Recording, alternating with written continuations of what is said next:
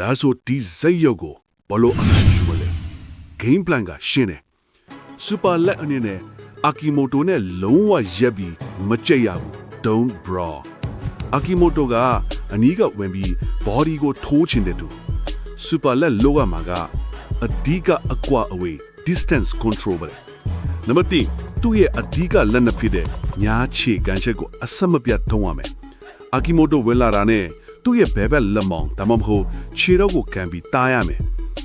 နံပါတ်2ရှေ့ခြေကန်ချက်နဲ့တွန်းထုတ်ထားရမယ်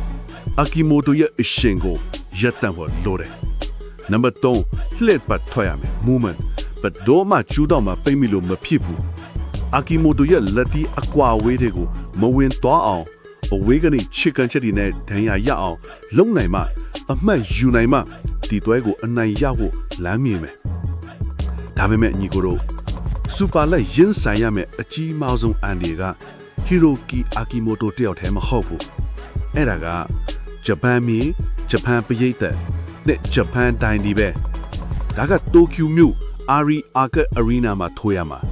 တိုက်ခိုက်ရဲ့အားကစားမှာ hometown decision ဆိုတာအမြဲတမ်းရှိတယ်ပွဲက9ကြီးလုံးထိုးပြီးအရှုံးအနိုင်မပြတ်သားဘူးအမတ်တွေကကတ်နေတယ်ဆိုရင်ဒိုင်းတွေကအင်ရှင်ဂျပန်ဖိုက်တာဘက်ကိုမျက်နှာလိုက်ဖို့ရာဂိုင်နှုန်းအယမ်းများတယ်ဒါကြောင့်စူပါလက်အနိုင်ရဖို့တေချခြင်းရဲ့လမ်းကြောင်းနှစ်ခုပဲရှိတယ်1အလဲထိုးနိုင်အောင်ထိုးရမယ်နံပါတ်2ဒါမှမဟုတ်ရင်9ကြီးလုံးဘယ်သူမှငင်းလို့မရအောင်တစ်ဖက်သားအာသာစီရအောင်ထိုးပြနိုင်မှာဖြစ်မယ်ကဲကျွန်တော်ရဲ့အဆုံးသက်ခံမှန်းချက်ကိုပြောရရင်ဒီပွဲကအလဲထိုးညက်ပြီးဖို့မလွယ်ဘူး9ကြီးအဖြစ်သွားနိုင်တယ်စူပါလက်ကနီးပညာပိုင်းမှာပို့သားပေမဲ့အာကီမိုတိုရဲ့ဖိအားပေးမှုနဲ့အင်ကွန်းအားတာချက်ကသူ့ကိုဒုက္ခပေးလိမ့်မယ်ကျွန်တော်ကတော့စူပါလက်ရဲ့ခြေကန်ချက်တွေကပဲအပြေးကိုထိန်သွားလိမ့်မယ်လို့ယုံကြည်တယ်စူပါလက်အမနဲ့နိုင်မယ်လို့ခံမှန်းချင်တယ်ဒါပေမဲ့အရန်ကိုချက်ရမဲ့ပွဲတစ်ပွဲဖြစ်လာမှသိကြတယ်ညီကိုလိုကဘလို့ထင်လဲစူပါလက်ဂျပန်မြေပေါ်မှာအလန်ဆိုင်နိုင်မလားဒါမှမဟုတ်အင်ရှင်အာကီမိုတိုကအနိုင်ယူသွားမလားကောင်းမကိုယ့်ရဲ့ခံမှန်းချက်တွေကိုရေးခဲ့ကြပါ